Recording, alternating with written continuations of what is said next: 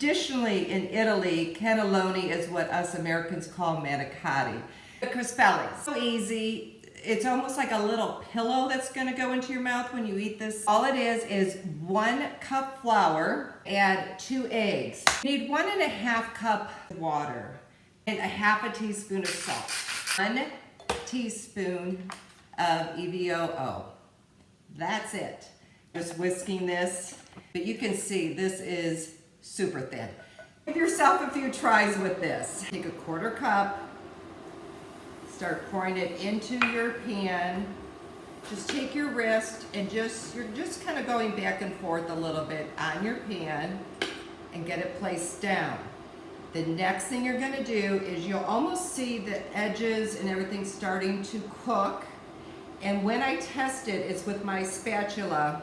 Comes a point, and that's why I have a rubber spatula, that when I start dipping my spatula in there, I feel like I can lift. I need probably just a couple more seconds on this before I turn it.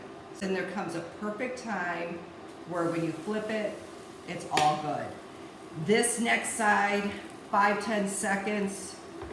I usually kind of pull it off the heat and let it keep rolling around my pan a little bit. We just lay them out. I made all my 12, just set them off to the side. We then take 10-ounce package of frozen spinach. Take about a half a teaspoon to a teaspoon of salt over the spinach after you rinsed it. Let it sit for about 15 minutes and then take a back of a spoon and you will see how much more moisture you're gonna get out of your spinach. We're gonna do 1 egg, a 1/4 cup of Parmesan cheese, 15-ounce package of ricotta cheese, a teaspoon to a teaspoon of nutmeg, and a half of mozzarella cheese. Mix all this up. Take one of your Crespelles. 4 tablespoons is perfect. It's about a 1/4 cup. We put it down. You will spread end to end of my Crespelle. All you do, roll over once, and then continue rolling. Spinach is end to end. In a large baking dish, pour 1 cup of sauce on the bottom and spread evenly. Place rolled cannelloni seam side down, top with remaining sauce.